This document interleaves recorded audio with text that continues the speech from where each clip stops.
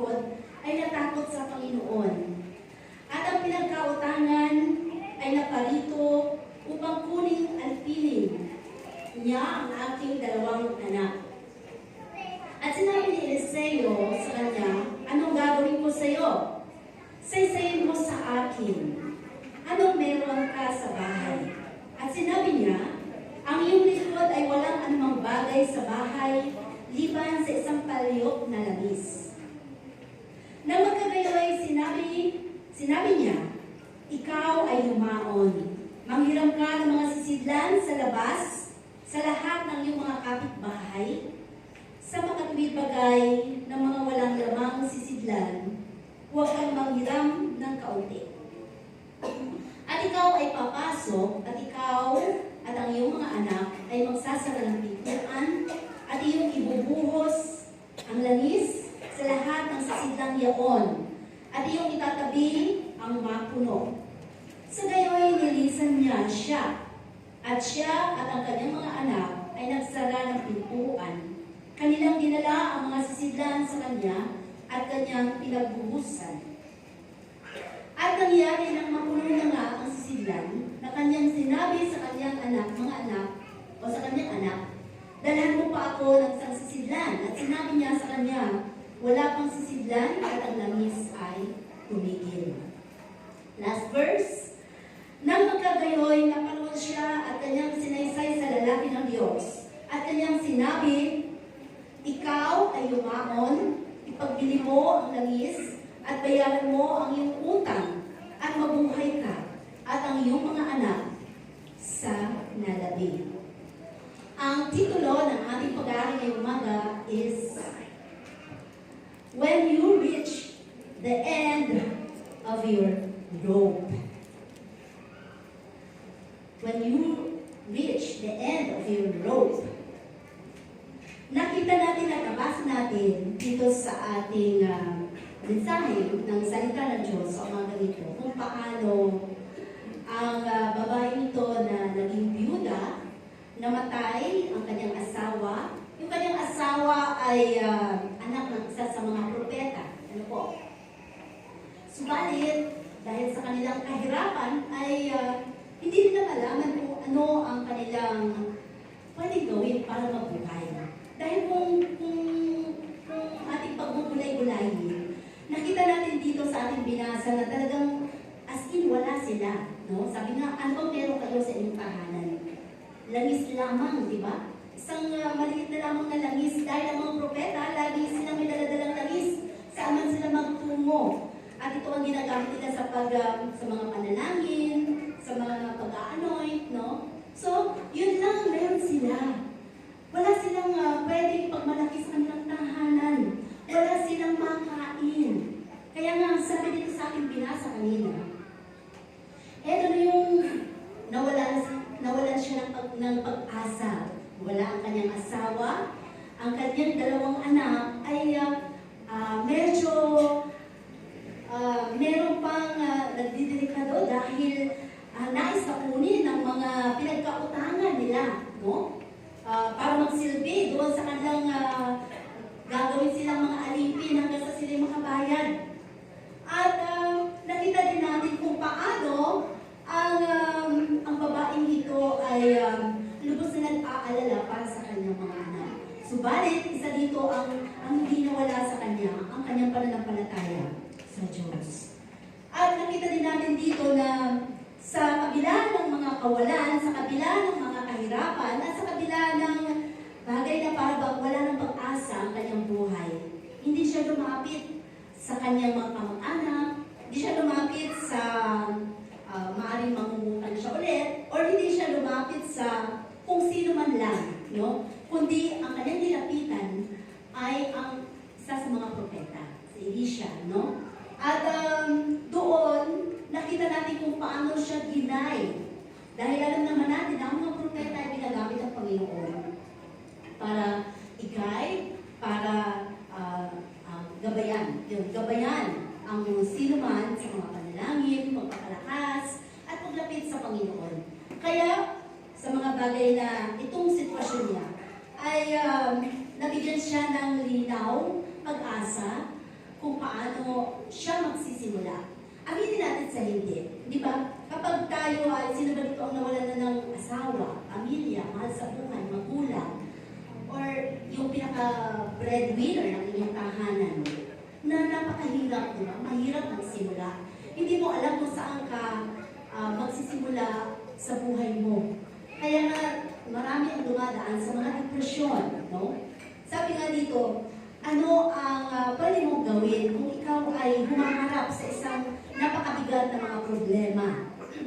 Problema sa pamilya, problema sa asawa, na maaaring hindi mo alam kung paano mo ito masusolusyonan, problema sa trabaho, trabaho na parang nagiging toxic na ang nangyayari sa buhay mo, pumapasok ka na lamang dahil sa sweldo, wala na yung love, wala na yung pagmamahal mo sa trabaho, na dapat ay naroon, no? Para inspired ka everyday sa pagpasok mo. Or mga bagay na kinakaharap mo na mga bayarin. Bayarin sa kuryente, bayarin sa tubig, bayarin sa mga loan, bayarin sa ano pa mang bagay na maaaring nagamit ng pamilya mo. Na para bang iniisip mo, paano ka ba makakaalpas sa ganitong mga sitwasyon na hindi mo alam kung paano. At ang sa mga bagay naman ng mga kabataan, maaaring nakakaranas ka ng heartbroken. Depressed ka ba? Or nakakaranas ka ba ng mga maaaring iniwan ka ng iyong mahal sa buhay or minamahal? At kalimitan sa inyo ng mga kabataan ay yung mga dumadaan sa mga depression, no? Dahil hindi pa nila alam kung paano i-handle ang bawat sitwasyon ng kanilang buhay. Ikaw na magulang, kapag nakikita mo ang iyong anak na parang naano sila sa sitwasyon na nadidepress, di ba? Parang, pati ikaw parang nadidepress ka na din, no? At sa ganitong mga pagkakataon, at the end of your rope, saan ka ba susuling? Sino ba ang pwede mong lapitan? Sino ba ang pwede mong hinga ng tulong? Nabasa natin dito kanina sa verse 1, chapter 4, no? Sabi, God knows our problem. Alam natin, alam na alam ng Diyos ang problema mo. Alam na alam ng Diyos ang nararamdaman mo. Kaya nga sinabi dito, di ba, sa verse 1, na sinasabi, ang iyong lingkod na aking asawa ay patay na, at talastas ng iyong lingkod ay natakot sa Panginoon, at pinagkautangan ay naparito upang kuning alipin niya ang kanyang dalawang anak, no? So, sumigaw siya kay Eliseo, humingi siya ng tulong.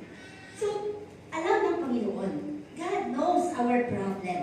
So, sa lahat ng mga bagay na ganitong sitwasyon, sa bawat problema ng ating mga pamilya, hindi mo mabayaran, hindi mo masolusyonan, ay na-deprive ka na sa yung babae nito ay na-deprive na sa kanyang asawa, tapos ito pa ngayon, kukunin ang kanyang dalawang anak, pero hindi siya tumigil para manalangin at tumawag sa Diyos na kanyang pinaglilingkuran. Nasabi nga, she doesn't run to her family, sa kanyang mga kaibigan, or even mangutang ulit. Pero ang kanyang pinagtuunan ng pansin ay lumapit siya sa isang lingkod ng Diyos, na kung saan alam niya na igagabayan siya. Wala mong maibigay na pinansyal, pero gagabayan siya kung paano at kung saan siya tutuko at kung ano ang dapat na hakbangin para ito'y kanyang malagpasan. Sa kabila ng mga pagsubok na naranasan ng babaeng ito, tayo, ikaw, kapatid, kapag dumadating na doon sa punto ng buhay mo na para bang hindi mo na alam labasan o makaalpas o paano masolusyonan, naniniwala ba kayo na dumadating ang punto, kapag lalo na kung nananalangin ka sa Diyos, na dumadating sa punto ng buhay mo na inilalabas ng Diyos ang potensyal mo? Or tinuturuan ka ng Panginoon ng mga karunungan kung paano at kung ano ang pwede mong gawin, lalo na kung pinagkatiwala mo na ito sa Diyos, no? Dahil alam natin ang miracle o ang himala ng Panginoon, hindi siya mangyayari sa buhay mo unless nakasalig ka sa sarili mo or naniniwala ka sa kakayanan mo. Or alam mo na kaya mo pa rin gawin. Or may solusyon ka sa sarili mo kaparaanan. Yan ang ayaw na ayaw ng Panginoon. No? Sabi nga, unang-unang bagay na ginawa ng Panginoon at gustong gawin ng Panginoon sa atin bilang mga anak ng Diyos na nakakaranas ng mga problema, lagi nating isipin. Sabi nga, God releases our potentials. Ang una dito is gustong-gusto ng Panginoon na alisin sa atin ang pagtitiwala sa ating mga sarili. Trusting in ourselves, no? God wants to erase our trust in ourselves. Dahil gusto ng Panginoon ma-expand ang ating faith sa Kanya. Natatandaan natin ng pandemic, 2019, diba? Noong unang sinabi, lockdown. Parang medyo okay lang, diba? Iniisip lang natin, magtatagal lang ito ng isang buwan, or kaya mga ilang linggo lang, 2 buwan. So, medyo okay pa tayo diba? Kasi, meron ka pa namang naipon, meron ka pang sahod na kukunin, or may mga bagay ka pang pwedeng may pagmalaki. May mga naipon ka pa, or may mga pananim pa naman dyan. No? Pero, walang sino mang nakakaalam na ito ay magtatagal pala ng 2 taon. Nung medyo dumating na sa halos 1 taon, marami na nababagot sa buhay, di ba? Marami na ang naiinip sa kanilang kalagayan. Marami na ang mga nag-question sa Panginoon. So, sa buhay natin bilang mga mananampalataya, ikaw ba, kapatid, nung panahon ng pandemic, ano ba ang unang-una mong ginawa? Ano ba ang unang-una mong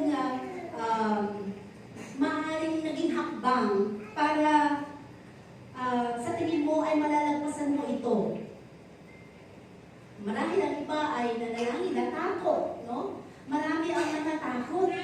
Pero, ang sabi nga ng Panginoon, ang gustong-gusto ng Diyos sa atin ay maalis sa ating mga sarili, magtiwala sa ating sarili, at magtiwala tayo sa kakayanan ng Diyos.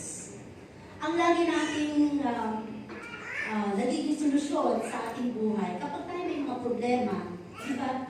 Tatakbo agad sa kay kumari, kay kumpare, tatakbo agad sa mga kaibigan para humingi ng payo, tatakbo agad sa mga pwede mong, sa tingin mo ay makapagbibigay sa iyo ng payo. Pero, before that, nanalangin ka ba? Naalala mo ba ang Diyos bago ka lumapit sa sinuman? Na yun ang gustong-gusto ng Panginoon. Sa bawat problema at pagsubok na ating dinadanas, ang gusto-gusto ng Panginoon, lagi siya ang una na ating dapat na kinukonsulta sa buhay. Na dapat alam mo kung sino at kung saan, kung ano, at kung gaano kalaki ang Diyos na may hawak ng buhay mo, na may hawak ng bawat sitwasyon ng buhay mo. Kaya nga minsan nagpapanik tayo, di ba? Kapag may mga problema, may mga pagsubok, para bang may mga nag-hysterical, nagpapanik, dahil hindi nila control yung kanilang kaisipan, yung kanilang nararamdaman. Pero, ang sabi ng Panginoon, every time na nakakaranas kayo ng mga pagsubok, kalma ka muna. At hingin mo ang gabay sa Panginoon. Dahil hindi ka makakapag-isip ng tama kung hindi mo bibigyan ng tuwang ang kapangyarihan ng Diyos para ikaw ay gabayan sa bawat gagawin o didesisyonan mo. No? So, dito nakita natin na merong bagay sa buhay na nararanasan tayo. Ay pala yung problema, pagtapos ng problema na naman. Katatapos pala ng may sakit sa pamilya, may sakit na naman. Di ba? Katatapos pala ng binayaran, may babayaran na naman. Parang walang katapusan. Para bang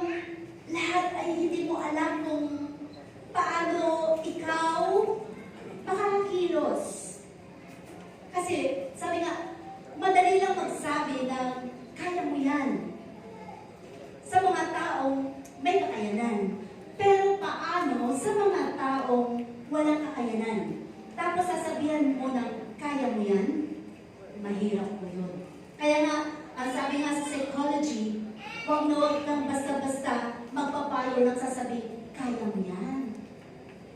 Kasi ang Panginoon lang ang may kakayanan. No? So sabi nga, minsan sa lahat ng pagkakataon sa buhay natin, para bang inilalagay ka sa sitwasyon na ginigisa ka ng kaaway. Nagkahalo-halo na ang mga problema. Pero alam mo ba kung bakit? Dahil nakitaan ka ng kaaway na meron kang dala-dalang isang bagay na valuable sa buhay mo. Ano yun? Yung faith na meron ka. Kaya gusto-gusto ng kaaway na sirain ang buhay mo. Gusto-gusto ng kaaway na sirain ang mga pangarap mo. Gusto-gusto ng kaaway na wasakin ang anumang mga bagay na naipundar mo, nagawa mo, o anumang bagay na na-accomplish mo. Ganun ang kaaway. Pero susuko ka ba? Or mawawalan ka ba ng tiwala sa Panginoon? Kasi alam ng kaaway na kapag ikaw ay na-blessed, magiging blessing ka sa marami. Kaya gusto ng kaaway na mawalan ka. Alam ng kaaway na kapag ikaw ay malakas, ay magiging kalakasin ka ng marami. Ayaw ng kaaway yun na nagiging encouragement tayo sa marami. At pag nakita ng kaaway na ikaw ay anointed, ayaw ng kaaway na ikaw ay powerful person sa spiritual. Pero, before that, dapat alam mo na ang technique ng kaaway. Every time na pinapahina ng kaaway ang buhay mo, or every time na may ginagawa siyang mga pagsalangsang o mga bagay na sirain ang buhay mo, dapat alam mo na kung ano ang dapat mong unang hakbang ang magtiwala lagi sa Panginoon. Dahil sa Diyos, laging walang imposible. No? So sabi nga dito, nakita natin there was a devotion in her family. In spite of the problems, she does not run, no, sa kanyang pamilya or saan pa man, kundi sa isang lingkod ng Panginoon. So, how God erases our faith? Paano ba? Sabi, kasi gusto alisin ng Panginoon na, may trabaho naman ako ay may pagkakitaan naman ako ay meron naman na ipoprovide meron naman tutulong Ayaw ng Panginoon, isipin mo itong bagay na ito. Ang gusto-gusto ng Panginoon, every time na nakakaranas ka ng mga pagsubok, laging, Panginoon, hindi ko magagawa ang lahat, hindi ko kaya ang lahat kung wala ka. Yan ang gusto-gusto ng Diyos, yung nakadepende ka sa kapangyarihan niya. At kapag gano'n ang isang anak ng Diyos, tuwang-tuwa ang Panginoon para tulungan ka. Pero hanggat meron kang kaisipan, meron kang idea, meron kang mga plano, meron kang mga bagay na pwedeng i-provide sa sarili mo, hindi makakagawa ng miracle ang Panginoon. No? Sabi pa, so God erases our faith or trust in ourselves. At sabi pa, He wants to expand our faith, no? By teaching her trust or by teaching the trust, humility, and obedience. So, paano ba ito binubura ng Panginoon sa ating kaisipan? Ang pagtitiwala o pagdepende sa ating mga sarili. Unang-una, lagi natin isipin, what do you need? Ano bang kailangan mo? Lagi natin tandaan, lagi natin naririnig, iba ang pangangailangan sa gusto mo lang. Kaya, dati, o lagi na lang, nasasabi natin na yung mga bagay na needs ba yan or wants, no? Ang Panginoon kasi lagi siya tumutugon lamang doon sa kailangan mo siya. Hindi lang basta gusto mo kasi ang bagay nito. So, lagi di ba tinanong ni Eliseo, yung babae, ano ba ang meron ka sa inyong tahanan? Kaya sabi ng babae, wala nga po meron kaming kaisa-isa lang na nangis na naiwan ng aking asawa. Ikaw, kapatid, ano ba ang pwedeng sabihin mo na may pagmamalaki mo sa buhay mo na pwedeng gamitin ng Diyos para siya ay makakilos sa buhay na meron ka ngayon? Maaaring ito ay faith, meron kang tunay na relasyon sa Panginoon na kahit kailan ay hindi mo siya kayang i-give up sa buhay mo, anumang ang mangyari. No? Sabi nga dito, what do you need? Tinanong siya ni Eliseo. And what do you have? Ano ba pangangailangan mo at kung ano ba ang meron ka? Isang bagay na lagi nating nakikita, di ba? Kapag tayo ay nagpapakilala sa ating mga sarili, lagi nating sinasabi kung ano ba ang meron ka, ano ba ang naabot mo, ano ba ang mga bagay na pwede mong may pagmalaki sa buhay mo. Pero kapag ikaw isang Kristiyano, ang lagi mo nasasabi na ipagmamalaki ay meron kang isang Diyos. Di ba? May Diyos ikaw na pinaglilingkuran na alam mo siya'y tumutubog sa lahat ng bagay na iyong pangangailangan. At sabi nga, yung dalawang question na ito, ang nagpakilala sa kaisipan ng babae kung gaano nga ba kalaki ang kanyang pangangailangan. Ang sabi nga, minsan, lagi tayong humihingi sa Panginoon na, Lord, pagpalain mo ang buhay ko. Samantalang marami ka pa namang resources. No? Ang sabi ng Panginoon, gumagawa siya ng mga himala doon sa mga bagay na walang-wala ka na at nanalangin ka. Dahil alam ng Diyos, kailangan mo yun. Ang Panginoon, patuloy lang na nagpo-provide every day. Pero yung sinasabi natin himala ng Panginoon, He can move into your life kapag dumating na sa punto at the right time na kailangan mo. At tinawag mo siya. So, ganun ang Panginoon. No? So, dito nakita ng babae na nakita niya, she made to see the size of her need, ang pangangailangan niya, at the smallness of her resources. Sino dito ang may mga trabaho? Sino dito ang may mga negosyo? Sino dito ang may mga bagay na pinagkukuhanan ng kanilang mga pangangailangan sa buhay? Diba, isang pagkakataon sa buhay natin ito na nagbibigay confidence sa atin, diba? Na security kung bakit tayo ay ayos ang ating buhay, ang ating kalusugan because of what we have. Pero, ang sabi nga, ang gusto ng Panginoon, anumang meron ka, lagi mo itong isang bunin sa Panginoon. Ipa-check mo lagi ang sarili mo, ipa-check mo lagi, patakpan mo lagi ng banal mong dugo, anumang pinanghahawakan mo, negosyo man yan, trabaho man yan, at mga bagay na ang Diyos ay tunay na kaya kang protektahan.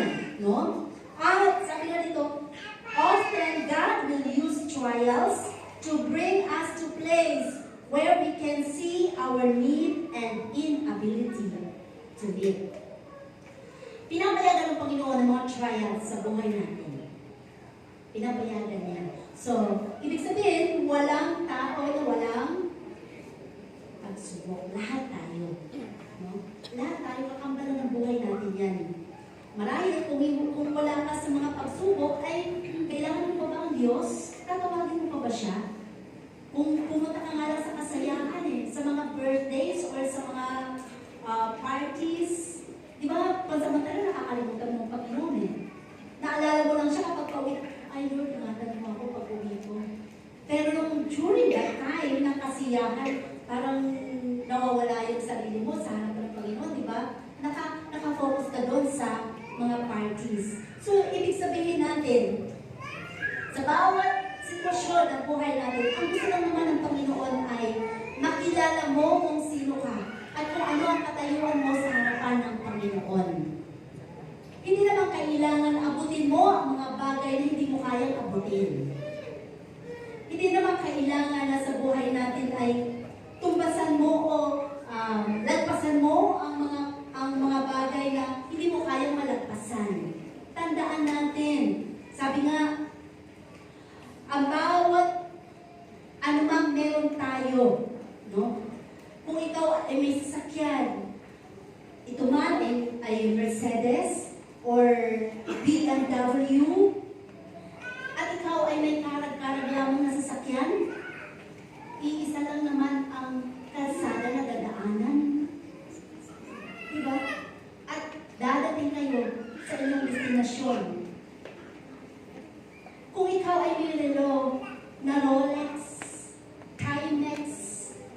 ng relo mo ay walang brand o ano pa man. Pareho lang naman na umiikot yan. Hindi ba? Kung ikaw man ay nakasakay sa isang aeroplano, business class man or economy, pare-pareho lang yan na makakarating kayo sa inyong patutunguhan. Ibig sabihin, ang tinuturo lang sa atin ng Panginoon is, maging ikaw kung sino ka sa harapan ng Panginoon. Dahil ang gusto ng Panginoon ay transparent ang ating puso sa kanyang harapan. No? Sa kanyang harapan. And dito, sa buhay ng ating pinaglilingkuran sa Panginoon, nakita natin kung paano, sabi nga, ang gusto lang ng Panginoon ay yung integridad ng ating pananampalataya. Kaya mo bang panindigan? Kaya mo bang ipagtanggol ang faith na meron ka sa Diyos? Na hindi ka makakapag-compromise pagdating sa Panginoon, lalo na sa paglilingkod. Sabi, do not compromise your integrity. Do not sink into your mind those negative situations, negative conditions, negative thought. Bakit? Kasi, mga bagay na ito, wala kang magagawa, hindi ka makakapagpuri sa Panginoon, sa Diyos. Dahil nakafocus ka sa mga negatibong na isipan. Naandito tayo ngayon. Hindi tayo sigurado kung lahat ng naandito ay nakafocus sa presensya ng Panginoon. Ang iba marahil ay nakafocus sa kanilang mga problema, sa mga pagsubok, sa kinakaharap, kung anong ulan mamaya, kung saan tayo pupunta mamaya, o mga bagay na maaaring umaabala sa ating kaisipan, yung umalis ka ng bahay na medyo nagkainitan ng ulo, or hindi nagkaunawaan ng sa asawa, or nagkasagutan ng magulang sa anak, or may mga bagay na nakita mo yung mga labahin nakatambak sa bahay, pero sasampakan mo na, pero nandito ka ngayon, ang isip mo doon sa labahin mo. So wala lahat, no? So sabi nga, once nandito ka sa presensya ng Panginoon, dapat wala yun. Nakafocus tayo sa Panginoon. Kung gusto mo mag-bless ka ng Panginoon, kailangan huwag ka mag-compromise. Ang purpose lang natin is to worship God. Kasi ito yung oras niya. Oras ng Panginoon ito. So alisin mo na yung mga alalahanin, kabigatan, problema, alisin niyo muna lahat yun. Kailangan maibigay natin yung ating the best na pagsamba sa Panginoon para mapaluguran natin ang Diyos.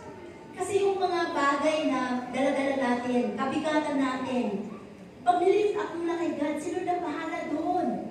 Problema na ng Panginoon yun para masolusyonan. Kapag humingi ka kay Lord, kapag humingi ka sa Kanya ng solusyon, si Lord na ang bahalang mag-isip kung paano ito susolusyonan at kung paano ang pinaka-the best gagawin sa'yo. Kapag ginawa niyo ang the best para kay Lord, lagi yung tandaan, dumanas man kayo ng mabibigat na mga pagsubok, papalitan pa rin ito ng Panginoon ng the best para sa'yo. Ganoon ang Panginoon. Minsan paparanas talaga sa atin ang mga mahihirap na sitwasyon. Pero never na papayagan ng Diyos na mananahili ka dyan, lalo higit kung ikaw ay naglilingkod sa Kanya. At sabi pa nga, sa ating ginagawa paglilingkod, think about it. As long as we think we can handle things, why should we look for God? No? Totoo naman yun. Hindi mo masyadong mahaharap ang pagtawag sa Panginoon. Pag pagod na pagod ka na nga, hindi ka na makapanalangin. Or pag masyado kang busy, no? Para bang minsan ay nakalimutan mo pala. Kapag gutom na gutom ka, napakasarap ng pagkain. Sumkab agad sa pagkain, hindi na pasalamat sa Panginoon. Pero lahat pala yun ay tinitingnan ng Diyos sa ating mga buhay. Kung siya ba talaga, sabi nga, kung alam mo, prioridad mo ang Panginoon, ano man ang mangyari? Ano man ang mangyari? Laging siya pa rin ang unang nasa isip mo. No? Ikaw ba nanalangin, Lord? Gusto ko na sa bawat oras, minuto, segundo ng buhay ko, ikaw maging laman ng puso ko.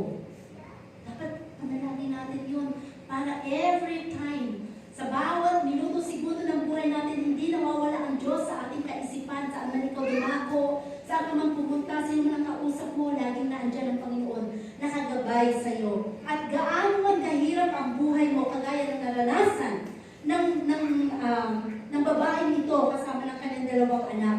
Nakita natin kung paano ang solusyon ay binigay ng Diyos. Hindi sa sarili ng kaparaanan, ginamit ang isang propeta para sila ay gabayan. No?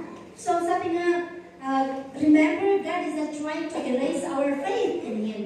Ayaw ng Diyos na mawala ang ating pananampalataya sa Kanya. In spite of, sa kabila ng mga pagsubok na kahirapan ng buhay mo, o mga problema na pinakaharap mo, He tried to erase our faith in ourselves. Yung pagpapakumbaba at paglahat ng ating sarili sa harapan ng Diyos, napakalaking halaga po doon sa harapan ng Panginoon. Gusto ng Panginoon lagi yung naka-lift up ang lahat ng bagay kung ano meron ka. Kahit sabihin mo, ang hirap namang lusutan ito, Lord, pero alam ko may kakayanan ka. Nakapagalaman na kayo ng ganun. Lord, napakalaki ng problema ko. May 500,000 akong utang. Paano ko to bababayaran? Eh, sahod ko 8,000 lang or 5,000 lang, Lord. Eto na yung mga madalang may kaso ako o ano pa man. Pero Lord, alam ko higit ka malaki sa problema na meron ako. Basta ako maglilingkod sa iyo. Kapag gano'n na ang faith na meron ka, sigurado ko, hindi ka ipapahiya ng Diyos. Kayang-kaya malagpasan ang lahat ng mga bagay na ito, kagaya ng nangyari sa babaeng ito, na hindi nayaman ng Panginoon na magutom dahil sa kanyang pananampalataya na meron sila. No? Ang sabi pa, how God expands our faith. Paano ba pinapalakas ng Panginoon, pinapatatag ng Panginoon ang faith na meron tayo? So, after God erased her faith in herself, He began to expand her faith in the power of God to meet her need. No? So, si Elisha ay ginamit para sila ay bigyan ng instruction kung ano ang dapat na gawin. Gaano ba kahalaga ang oil na ito sa kanilang buhay during that time? Ito ay napakahalaga. No? Kaya nga, nakita natin kanina nung pinasa, ang sabi ni Elisha sa kanila, kung kayo'y manghihiram ng mga lalagyan, huwag kayong manghiram ng maliliit lang. Manghiram kayo ng lalagyan na malalaki. Diba? So, pinanalangin yung oil. Diba? Ang sabi, nakita natin kung paano nag-miracle si God. Diba? Sabi, so pinanalangin lang yung oil. Diba? At eto na yung mga lalagyan eh. Eto na, nanghirap sila sa mga kapitbahay nila. Wala lang silang kagamit-gamit. At pinadala doon. Dinala doon ng mga bata. So, nagsara ng pintuan, nananangin, nagkaroon ng pagluhod sa harapan ng Panginoon, pinanalangin ni Elisha, at yung oil na natitira na yun, doon nagpasimula ang miracle. Parang yung isda at tinapay. Diba? Kung ating iisipin, paano ba nangyayari yun? Samantalang, ito lang yung bilang eh. Ito din yung ganito lang kalaki yung oil eh. Pero bakit kung bawat ilalagay nila sa lalagyan na pupuno, ilalagay nila sa lalagyan na pupuno, hindi na uubos yung kanilang paglalagay o nilalagay sa bawat lalagyan. Alam mo kung kailan na naubos? Nung wala na silang lalagyan. Ibig sabihin, ang Panginoon never tayo napababayaan sa anumang bagay na pangangailangan natin. Minsan mararanasan lang natin ang mawalan tayo or magkulang tayo kapag nagkulang ka na rin sa pananampalataya sa Diyos. Kapag ikaw ay nakalimot na rin na tumawag sa Panginoon. Kapag humina na rin ang faith na meron ka. Lagi natin tandaan, hindi everyday malakas ang faith mo. Dumadating sa punto natin na ngayon, malakas na malakas ka, ngayon anointed ka, bukas, hinang-hina ka. Bakit? Gawa ng kaaway. Pero kung lagi mong isasangguni sa Panginoon ang sarili mo, pagkagising mo pa lang, magpapatakip ka na ng banal na dugo sa Panginoon at hihingin mo ang proteksyon ng Panginoon mula sa iyong kaisipan, sa iyong mga sasabihin, sa iyong mga gagawin? Paano pa nga ba makakakilos ang kaaway? Laging unahan mo ang kaaway. Pag nagising mo pa lamang, ang Panginoon na ang nasa isip mo. Paano pa ba makakakilos? At tinalian mo na ang kaaway. Hindi ba?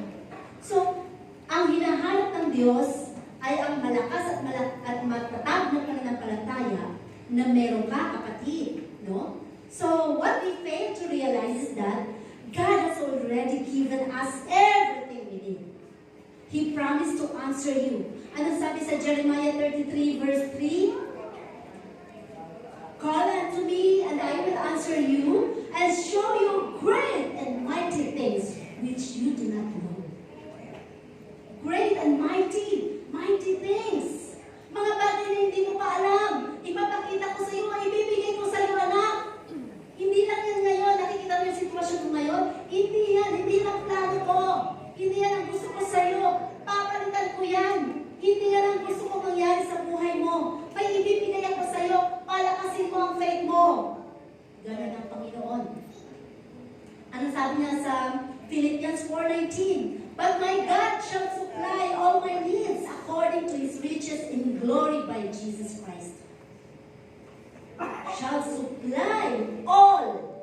Lahat. Hindi sinabi ng Panginoon na shall supply some of your needs. All of your needs. Lahat ng pangangailangan mo. Meron na ba dito sa ating naggutom? Kahit kailan, wala. Kahit nung nag-pandemic. Lahat ng mga anak ng Diyos, kahit na nakita ng Diyos, maraming mga matatakutin. Nung pandemic, iniwan ba kayo ng Diyos? Ganon katapat ang Panginoon. Tayo nga, iniwan natin ng Panginoon eh. Natakot kayong pumunta sa church eh. Di ba? Pero ang Panginoon, araw at gabi, sinamahan kayo nung oras ng pandemic na yon. Hindi nagsabi ang Panginoon, ay ikaw, gusto ko magkaroon ka rin ng COVID. Total, hindi ka naman nagsasamba. Takot ka sa mga nagbabantay dyan sa mga kalsada. Never niyang sinabi ng Panginoon, dahil ang Diyos ay tapat. Kaya nga sabi, di ba worth na paglingkuran ng Panginoon? Pero tayo lang talaga minsan ang nagkukulang. Tayo lang talaga minsan ang nawawala doon sa presensya ng Panginoon. Pero ang Panginoon never siya nagkulang sa atin.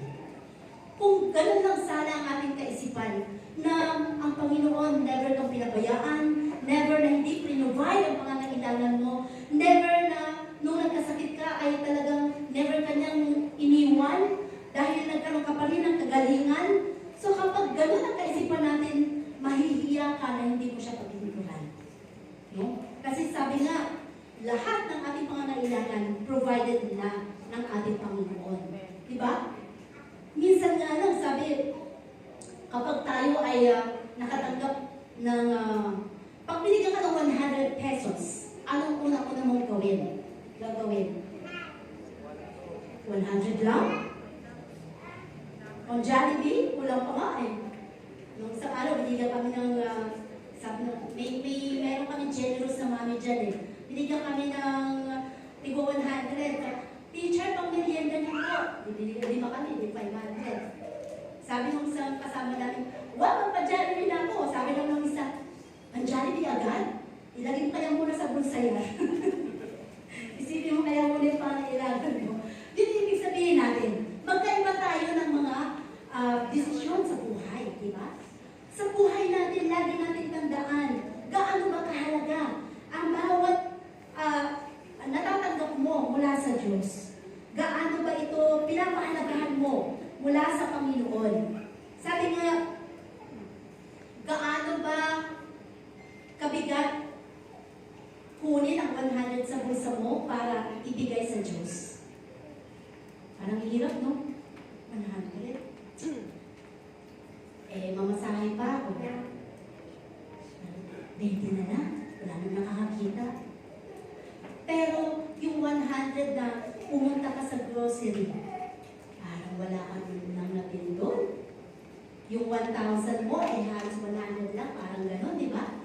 Parang ang bilis lang natin ilabas yung 100 sa mga grocery natin. Pero pagdating sa Panginoon, parang ang hirap dukutin, no?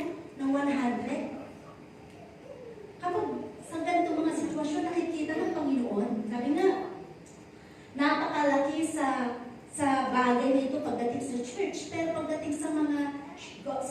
shopping natin. Sa Shopee na lang, eto na yung shopping, katok ng katok eh. Magkano po yan? 525 po. Kabilis, dukuti yung 525 eh. Pero sa Panginoon, kahirap yun. Aba, hindi mo maibigay yung 500 sa Panginoon. Di ba? Parang pinagkukuliputan pa natin ng Diyos. Samantalang siya yung may hawak ng buhay natin. Siya yung nagbigay sa atin ng trabaho. Siya yung nagbigay sa atin ng ating mga pinagkakakitaan. Samantalang sa Kanya galing yun. Pero pag ibinalik natin ang parang sa Kanya, hindi natin maibalik. Parang ang hirap ibalik sa Panginoon. Eh, kaya naman ni Lord, mayaman ka siya. Hindi tinignan ni Lord kung mayaman ang Panginoon. Alam naman ng Diyos lahat yun. Ang hinahanap at tinitinatan ng Panginoon, tapat ka ba? Kung ikaw ay pinagpala kita anak, gusto ko lang hahanapin sa'yo, tapat ka ba magbalik sa akin kahit pausin? Yun lang naman ang gusto ng Panginoon sa atin. Yun lang ang hinahanap niya, ang katapatan natin. Pero kung ikaw, nakukuliputan ka doon sa ganung bagay para ibigay mo sa Panginoon, paano ka pa i-bless ng Panginoon sa mas malaking bagay? Di ba? Minsan, yung 2 oras na ini-spend natin sa loob ng church, parang init na tayo, di ba? Parang may nangingilit ng ating mga puwet sa ating mga upuan. Tagal naman ng sermon ni Sister Luz. May lahat pa kami, may makikita pa kami maya sa Robinsons. May pa kami mga gigs or ano pa man. Pero yung 2 oras sa mga concert, sa mga date, napakabilis na ang oras. Tatawagan na ako ni nanay. Parang gano'n, no? Kabilis. Pero pag sa church, parang init na tayo dun sa 2 oras. Hanggang anong oras po ba ang service nyo? Ganito, 9 hanggang 11 lang po. Hanggang 11 lang talaga? Hanggang 11 po. Hanggang 11. Oh, talaga? Oh, mas maiksi pa na dyan ako. Parang gano'n. Mga bagay na hinahanapan natin ang comfort ng ating mga sarili na hindi natin hinahanap yung mapagbigyan natin ng kaluguran ng Panginoon sa ating mga buhay. Kasi sabi nga, Sunday ngayon para sa Panginoon. Ang sabi, ang haba ng service sa Hosanna, doon na lang ako sa kabila, mas maiksi. Doon talagang sakto, 2 oras o 1.5 hour, tapos. Oh, ay dyan, may altar calling pa, may prayer time pa, may mag-speaking in tongues pa, naku, napakatagal. Ganon minsan tayo, di ba? Nilalagyan natin o inuurasan natin, nilalagay natin sa mga bilang ang para sa Panginoon, pero yung ating sarili, puro sa ating sarili lang, puro sa ating mga sarili, pero ang para sa Diyos, nakaluguran mo na ba ang Panginoon sa buhay mo? Samantala, binigising ka everyday. At naroon ang mga bagay na nakahanda na yung blessings mo, anak, ngayong araw na to. Kaya nga sabi ng Panginoon, do not worry for tomorrow will worry about itself. Sabi ng Panginoon, huwag mo nang i-worry yung bukas, anak. Bukas pagising mo, may panibago akong blessing sa'yo. Eh ngayon pa lang, iisip mo, ano ba yung bukas na kainin namin? Wala kayo. Bahala si Lord, mag-provide siya bukas. Kaya nga, tomorrow will worry about itself. Every day of our lives, may nakahandang blessing ng Panginoon sa buhay natin. Depende sa'yo kung ito ay hihingin mo, kukunin mo, at pasasalamatan mo sa Diyos. At sabi, wala pa yung mga blessings. Pagkagising mo, Lord, salamat sa mga blessings na ipagkakalo mo ngayong araw na ito. Wala pa man sa mga kamay ko, pinapasalamatan ko na, Lord. Kung gano'n ang character mo, wow! Ang Panginoon tuwang-tuwa sa'yo. I-reclaim mo na agad by faith ang nanakong ko. Padadalan ko nga ito ng malaking blessing sa araw. Lord ako, ang dami mong problema ngayong araw na ito. Ano bang gagawin ko, Panginoon? May babayaran ako, may ganito. Hindi mo na ako sasamba, Lord, kasi unahin mo muna ito. Inuuna mo na lahat ang mga problema mo. Sa tingin mo, sasamahan ka ng Panginoon? No. Pero kapag inuuna mo ang Panginoon, lahat ng bagay mangyayari ayon sa kalooban ng Panginoon. Diba? So sabi nga dito, gano'n ang tao. Minsan, pagdating sa church, so hindi naman natin masasabi dahil yung lahat mo nasa likod, dahil wala naman natatalang upuan dito sa harap. Minsan, wala pang tao, mas pinipili natin, di ba? Sa likod, kasi okay lang, mas komportable. Pero yung sa harapan, may mga kulang, di ba? Pero pag sa concert, o sino ba yan? Ay, si ano yan? Pop Girls, hindi ko kilala. Mga BTS yan, ako. Dadayuhin pa yan, pupuntahan pa yan, kahit kung ilang libo. Diba? So, may isa kaming mami dito na pag dumating yung mga Power Pop Girls, mga BTS na yan, tama ba yung Power Pop? Hindi ko alam. Pupunta yan dyan sa arena. Kasi dyan yung mga ano nila, yung mga talagang as a teacher, yung ano po, yung concert po, gabi pa, umaga pa lang po, nandun na kami. Kailangan po, umaga pa lang nandun na kasi napakahirap po mag-park. Napakahirap po dahil sa dami ng tao, ang pila namin, kahit may ticket ka, kung hapon ka na pumunta, naku, ikaw na po pinakadulo sa pila. Pero sa church, walang pumipila, di ba? Maluwang pintuan. Walang pumipila pa, pipila pa, ay, siksika na pala sa church. Walang ganun.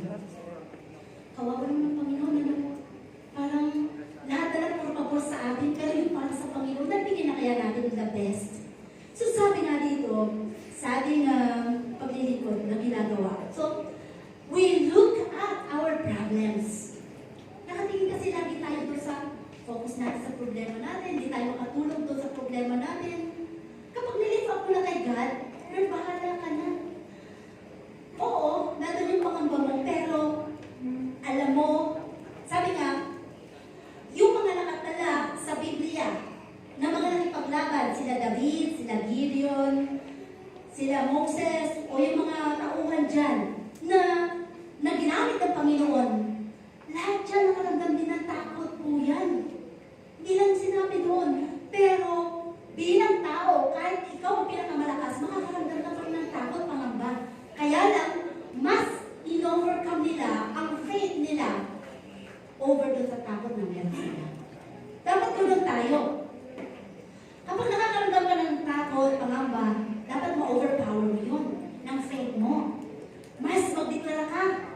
Mas hanapin mo ang presensya ng Panginoon para hindi makakilos at makapag-inject ng mga negatibong kaisipan na kaaway sa puso mo. No? Sa kaisipan mo.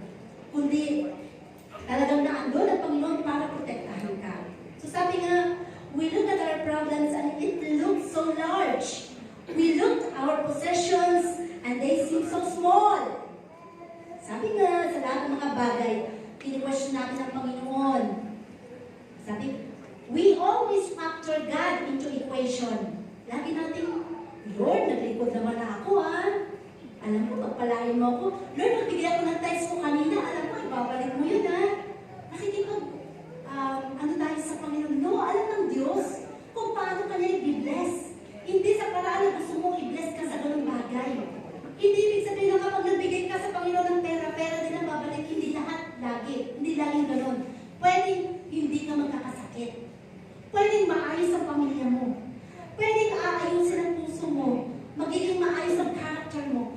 At ang Panginoon, ang mga bagay na pangangailangan mo, hindi ka niya pagkukulangin. Ganun ang Panginoon, matalino siya.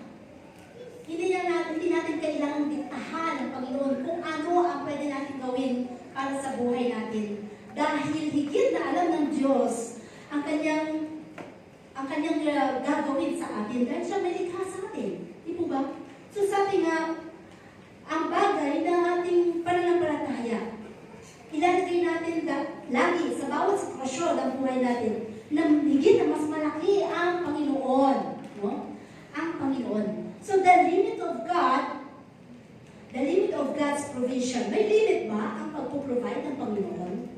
No, wala po. Kahit ikaw na ang pinakamahirap sa ibabaw ng mundo, kung meron kang isang Diyos na kinikilala, ikaw ang pinakamayaman sa harapan ng Diyos. At hindi ka niya pababayaan. At hindi ka niya hahayaang magluto. No? Pwede sa tingin ng mundo, sa tingin ng kapwa mo, ikaw ang pinakamahirap. Pero kung meron kang kaisa-isang pananampalataya para sa Diyos, ikaw ang napaka-espesyal sa harapan ng Panginoon. So sabi niya, God is able to meet every need. Bawat pangangailangan mo. Move every mountain.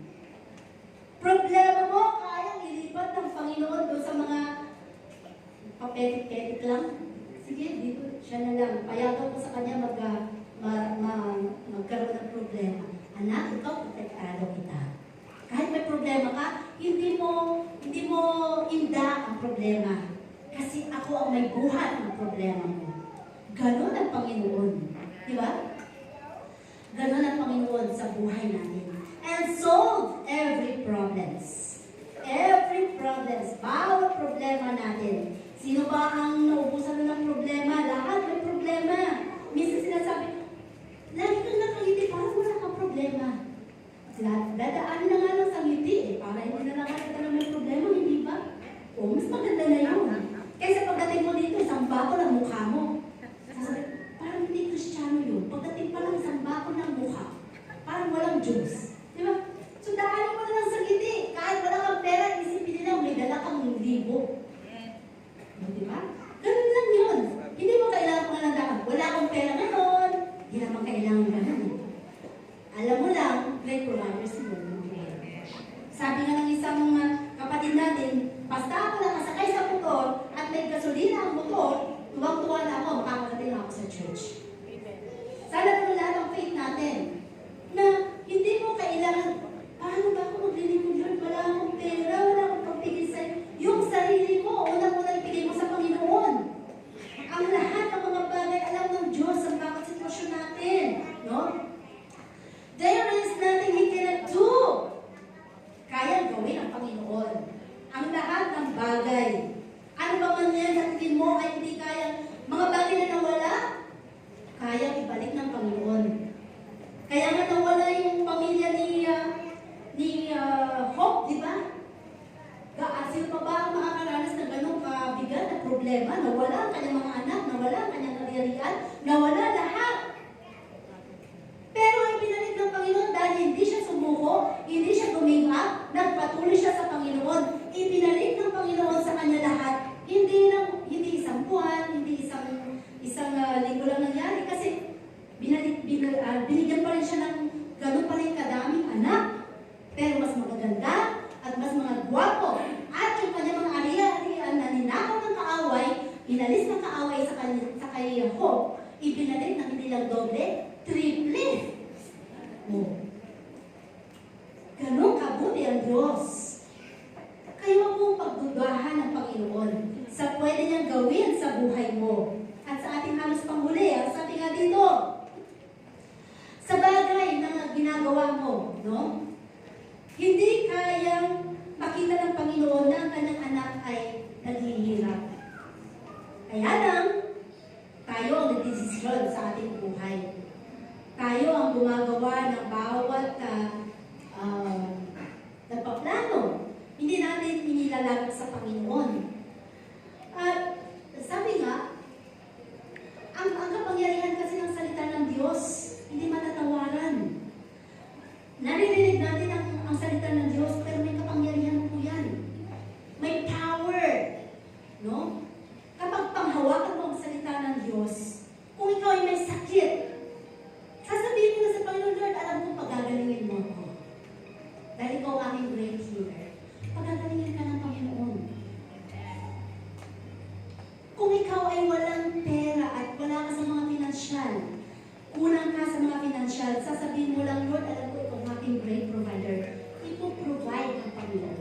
Kung walang duda yun, na sinasabi mo sa Panginoon, kung nanghihina ka sa faith mo, Lord, ikaw ang lakas ko. Alam ko na hindi mo kaya, ako'y manglupay-pay. Palalakasin ka ng Panginoon. Walang bagay na hindi kayang gawin ng Diyos. No? Lagi natin tandaan. Dahil pwede kang iwan ng mga kaibigan mo, pamilya mo, pero ang Panginoon never kanyang iiwan. Never kanyang tatalikuran. Never kanyang i-reject. Once na ikaw ang lumapit sa Kanya. At dito nga, sinasabi ng ating Panginoon sa buhay natin, huwag nating limitahan ang Diyos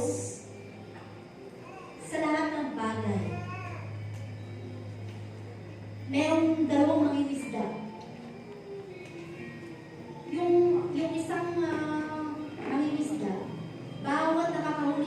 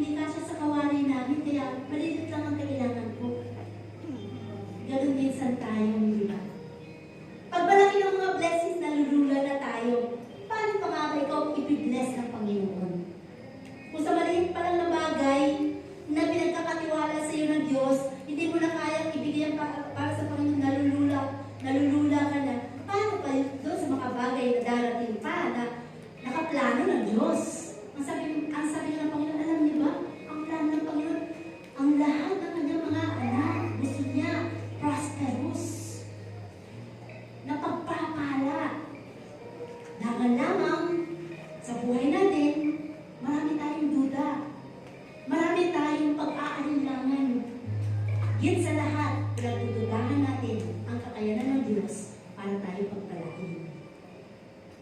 Ang babaeng ito ay never na nagduda sa kapangyarihan ng Diyos. Kaya nga sabi, kung ikaw ay mananatili sa faith na mayroon ka, maiintindihan mo kung sino ang creator mo sa buhay mo. Huwag mong ipilit ang sarili mo sa gusto mo na hindi ayon sa disenyo ng Diyos, sa disenyo ng plano ng Diyos sa buhay mo.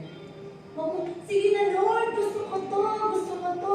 Payagan mo na ako, Lord, sige na. Papayagan ka nga ng Panginoon. Pero, suffer the consequence. Ganun naman ang Panginoon eh. Mapilit kasi tayo minsan eh. Siya na gano'n lang lang ang buhay ko. Umikot sa kanyang mundo ko. Sige na Lord, payagan mo na ako. O sige. Pero suffer the consequence. Ay hindi pa naman yan ang plano ng Diyos sa buhay mo eh. Kapag tayo ay nabuhay sa ating mga emosyon, talo ka lagi dyan. Ang pinaka magandang bagay na nais ng Panginoon sa atin, mabuhay ka sa pananampalataya at pagtitiwala sa Diyos. Amen? Dahil ang Panginoon, siya'y tumitingin lagi sa puso natin. At sa bawat emosyon na ating ipinapakita sa kaaway, doon siya nakakakilos para ikaw ay ilugmok. Kapag nakita ng kaaway na malungkot ka, lalo ka niyang padadalhan ng maraming mga bagay ng kalungkutan sa buhay. Dahil gusto ng kaaway yun. Kapag nakita ng kaaway na ikaw ay laging magagalitin, magpapadala pa siya ng maraming nakapaligid sa pamilya mo lang kagalit-galit. Dahil gusto ng kaaway yun. Yung parang may sumungay na tumutubo na sa'yo, gusto ng kaaway yun. Pero ang Panginoon, lagi nating tandaan, ang Panginoon, kabaligtaran lagi ng nais ng kaaway. Ang gusto ng Panginoon, kapayapaan ng puso, comfort, peace, lahat ng fruits of the Holy Spirit, maghari sa puso natin. At lagi nating ipamuhay ang faith na meron ka. Silin man yan ng ustasa, kayang kumilos at magpamove ng mountain, gaya ng sinabi ng Panginoon. Huwag mong kalimutan ng Panginoon. Kahit ano pa man ang mangyari sa buhay mo, unahin mo ang Diyos, maging prioridad mo ang Panginoon. Kahit na may mga conflicts, may mga bagay na hindi pagkakaunawaan, iba yun, ang Panginoon pa rin. Kasi sa Kanya tayo naglilingkod. Diba sa trabaho, kapag nagtatrabaho tayo, ano sinasabi ng ating mga amo? Kung kayo may mga problema sa pamilya nyo, huwag yung dalhin dito sa trabaho. Kasi pag dinala mo dito, kung ikaw ay tagahugas, baka mabasag lahat ng mga pinggan. Iba ang trabaho, iba ang problema sa bahay. Diba? So, ganun din sa buhay spiritual natin. Kung nandito ka ngayon, para parugulan ng Panginoon sa paglilingkod mo, ibigay mo ang the best na pagpupuri